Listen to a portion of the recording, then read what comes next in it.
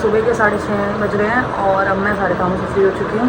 तो मैं आके मैं आ चुकी थी। अब मैं जा रही काली जी के मंदिर सदर सुबह सुबह दर्शन करने। तो चलिए आप लोगों को भी लेकर चलती हूँ।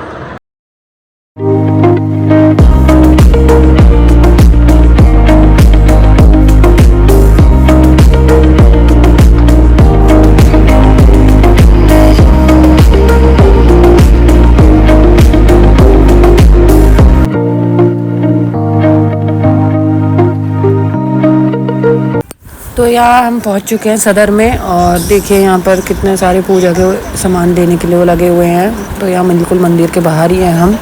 तो अब यहाँ हम बाइक पार्क करेंगे, उसके बाद पूजा का मंदिर में प्रसाद लेंगे, जो भी मंदिर में चढ़ाने के लिए प्रसाद चाहिए वो लेंगे। तो चलो इन्होंने बाइक पार्क कर लिया। अब हम इन भैया से प्रसाद ले रहे हैं। तो मैंने एक चुनरी ली थी, नारियल लिया था और वो क्या कहते हैं 5 मेवा लिए थे चढ़ाने के लिए। तो ये बाहर का व्यू है मंदिर के, काली जी के मंदिर के बाहर का व्यू है बिल्कुल। तो देखिए कितनी सुबह सुबह तो बहुत अच्छा लग रहा है जाने में, सच्ची में मज़ा आ गया सुबह मंदिर जाकर। आज आप भी जाकर देखिएगा, आपको भी अच्छा लगेगा।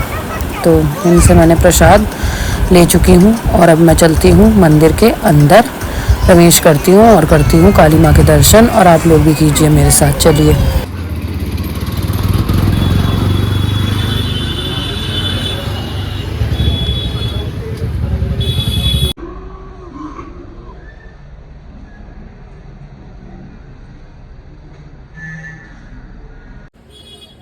निकल। तो यहाँ कर चुके हैं मंदिर में एंट्री और लीजिए आप भी कर लीजिए काली माँ के दर्शन सुबह सुबह बिल्कुल। और यहाँ मैं पूजा कर रही हूँ मंदिर में, तो इसलिए यहाँ पे मैं बोल नहीं सकती थी, तो इसलिए मैं वॉइस ओवर कर रही हूँ। और यहाँ पे मैंने टीका लगवाया इस बच्ची से और यहाँ मेरी पूजा चल रही है। फिर पूजा करते हैं, फिर मिलते हैं आपसे। और आप लोग भी कर लीजिए माता रानी के दर्शन।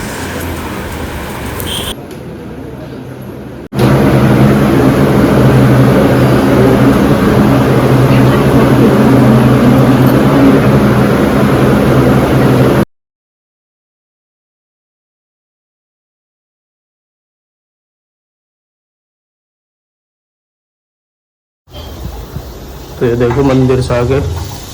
हाँ यहाँ पे आलू का लंच रेडी हो रहा है। अभी आलू के लंच में आलू फ्राई कर रहे हैं और उसके पूड़ियाँ बनानी है।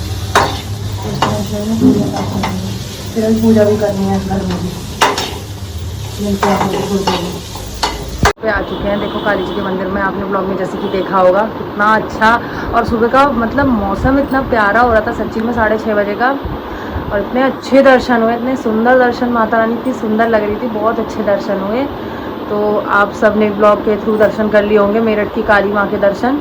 और बहुत मान्यता है इनकी, काली माँ सबकी सुनती हैं, भगवान करे मेरी भी सुने मैया रानी और आप लोगों की। गाइस आज हम बना रहे हैं साबूदाना और मखाने की खीर दोपहर में, क्योंकि आज मेरा रोटी बनाने का नहीं मन था, तो इसलिए आज मैं साबूदाने की खीर बना रही हूँ। तो यहाँ मैंने दूध को उबालने के लिए रख दिया है गैस पर धीमी आंच पे। जब तक दूध उबलेगा तब तक हम साबूदाना की मैं आपको बता देती हूँ रेसिपी, किसको कैसे कैसे बनाना है। तो आपको साबूदाना जैसे आपने 1 कटोरी लिया है तो उसको उतने ही पानी में भिगोना है और आधे घंटे के लिए बस भिगोना है, उससे ज़्यादा नहीं भिगोना है। अगर आप चाहते हैं कि आपकी साबूदाने की खीर खिली खिली बने, बिल्कुल भी चिपचिपी ना हो तो यहाँ मैंने 1 कटोरी साबूदाना लिया था और उसको जितना मैंने साबूदाना लिया था उतने ही पानी में भिगोया था और आधे घंटे के लिए भिगोया था। और उसके बाद जब आधा घंटे के लिए वो फूल गया साबूदाना पानी में, तब मैंने आके चेक किया उंगली से फोड़कर, तो साबूदाना मेरा फूट रहा था अच्छे से। तो उसके बाद मैंने उसको गर्म दूध में, जो दूध मैंने उबालने के लिए रखा था, उसमें डाल दिया है और उसके बाद उसको चला दिया है। फिर चला चला के हमें चेक करना, चलाते रहना है स्टार्टिंग में हमें, ताकि वो फटे ना खीर। फिर उसके बाद हमें एकदम धीमी आंच पे ये खीर बनानी है ताकि ये खीर अच्छी बने। तो देखिए यहाँ साबूदाना मेरा बॉईल हो चुका है और देखिए एक भी साबूदाना मेरा चिपका नहीं है, बिकॉज इसमें एक तो हमने पानी कम डाला था और दूसरे हम इसे कंटिन्यू चलाते रहे हैं। तो इसमें फिर मखाने लाएंगे, मखाने डालेंगे। अगर आपको घी में भुने हुए मखाने पसंद है तो आप घी में भुने हुए मखाने भी इसमें ऐड कर सकते हैं, आपको जैसी अच्छी लगे आप वैसे बना सकते हैं। तो मैंने तो यहाँ सिंपल नॉर्मल मखाने डाले थे और उसके बाद ये मैंने चला दिया अच्छे से। और उसके बाद हमें 1 बॉईल मखाने डालने के बाद भी लाना है दूध में, ताकि मखाने जो है वो सॉफ्ट हो जाए और फूल जाए और सॉफ्ट लगे जब खाएं हम। तो यहाँ मेरे मखाने भी हो चुके हैं और अब मैं इसको खीर को अच्छे से चला दूंगी।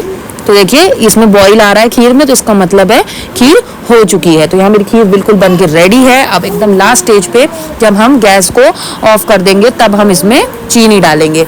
चीनी आप अपने स्वाद अनुसार। तो यहाँ मैंने 3 कटोरी चीनी डाल दी थी, क्योंकि मैं नॉर्मल मीठा खाती हूँ, तो इसलिए मैंने यहाँ पे देखिए 3 कटोरी चीनी डाल दी है। और अगर आप ज़्यादा मीठा खाते होंगे तो आप ज़्यादा चीनी डाल सकते हैं। तो 3 कटोरी चीनी डालने के बाद इसको चला देना है और इसको ढक के रख देना है, ताकि चीनी जो हमने डाली है वो गल जाए। तो चीनी आपको गैस को बंद करके और जब डालना है, जब एकदम। सो गाइस, बज रहे हैं दोपहर के 2 और मेरी बन चुकी है साबूदाने की और मखाने की खीर, बहुत ही अच्छी। अब खा के देखते हैं कैसी बनी है। तो चलिए पहले टेस्ट करते हैं और फिर आप लोगों को बताते हैं। तो कुछ ऐसा लुक आ रहा है खीर का। अब पहले चलते हैं, खाते हैं और फिर बताते हैं कैसी बनी है।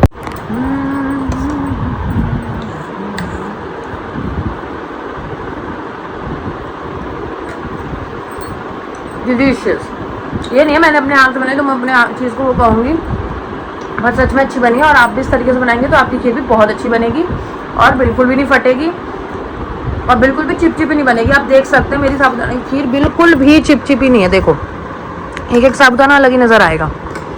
ठीक है, तो आप भी इस तरीके से बनाइए और अपने परिवार को, अपने बच्चों को खिलाइए। चलिए मिलते हैं कुछ देर बाद। सो गाइस, हो चुका है शाम का टाइम। तो हमने ना खाना पीना खा लिया था, उसके बाद हम सो गए थे और सोकर अब उठे हैं। तो अब हम करते हैं ब्लॉग को एंड। ब्लॉग ज़्यादा लंबा हो जाएगा, क्योंकि तो आप लोग अच्छे लगे हों और माता रानी की मूर्ति और दर्शन उनके अच्छे लगे हों तो प्लीज़ ब्लॉग को लाइक, शेयर और सब्सक्राइब ज़रूर करना। और यार प्लीज़ ब्लॉग को पूरा देखना और मुझे सपोर्ट करना। तो जय माता दी। इसी के साथ करते हैं ब्लॉग को एंड। बाय बाय, मिलते हैं नए ब्लॉग के साथ और नए सुबह के साथ। Bye bye, take care.